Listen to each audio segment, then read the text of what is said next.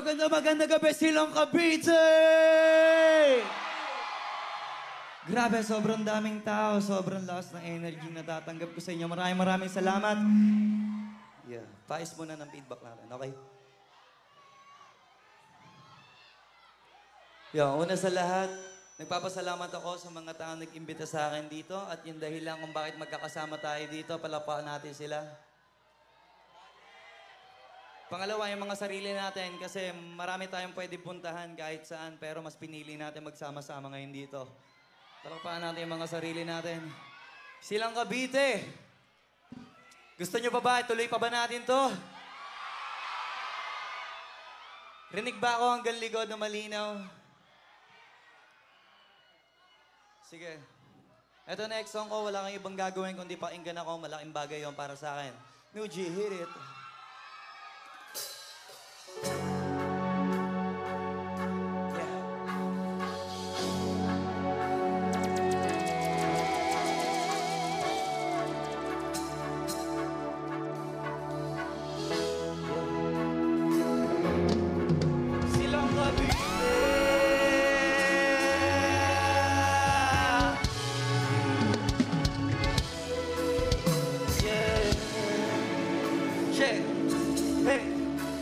Say hey!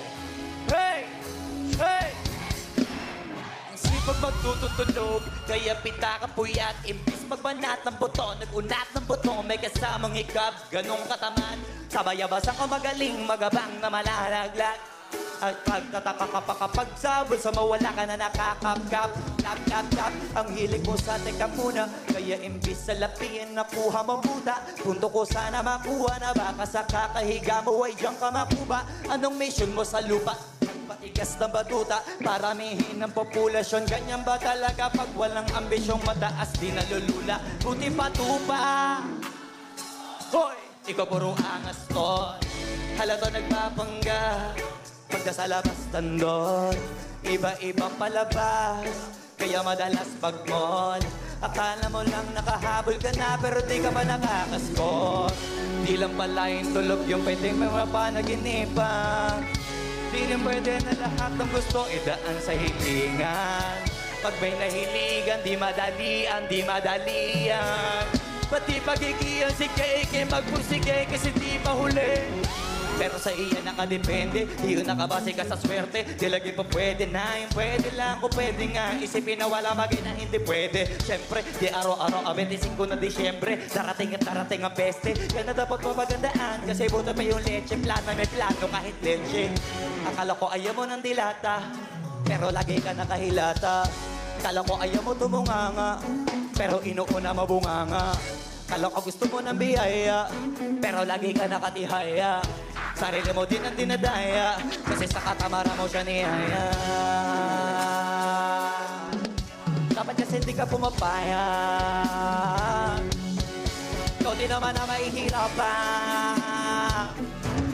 Tsaka ikaw di naman hinayang sa masasayang. Hoy batugan, di ka pa mayaman, wala ka pa matabang wallet. Bakit di ka makabangon, bakal na mukha mo tapos punan mo naman magnet. Pahiga-higa lang sa higaan, kala mo biyesa, ikaw ang kusang lalapit. Di ba pahanik, di nagpapanik. Sanay ka ba walang budget, o sadya wala ka lang target. Yung iba na mga tamad, meron di ka kaibang mindset. Kaso lang hindi natin alam kung utak pa talaga nila ang ginagamit o gumagamit. Pag wala at pagkakailangan ay sapat alim kumakapit. Pag walang ari, sige ang dali, sige ituloy mo pa pare hanggat hindi ka pa sumasabi. Sana malabanan mo sarili mo na sana hindi na puro kahingi. Alam mo naman siguro sa sarili mong hindi yan nakakabilib. Tapos siya pa yung galit sa iyo sa pilitan. Yun naman hindi ko maintindihan. Tipong imposible di mo rin kainisan kahit pa ulit-ulit mapasigihan. Mali ka na kahit na isang beses ko lang hindihan. Sa mga naririnig ko sana nakatuto ka para matuto ka na sira ulo ka. Ang sakit mo na sa ulo kasi baka yung sakit mong ay nasa ulo na. Pag di ka kumiliw sa hindi ka tutuka. Pag hindi ka ngumuya ng ngumuya mabubulunan ka na. Marutigin niya bibig naman ay bubula kasi hindi ko laban na nabatay ka sa nabuka kaya matutubaya.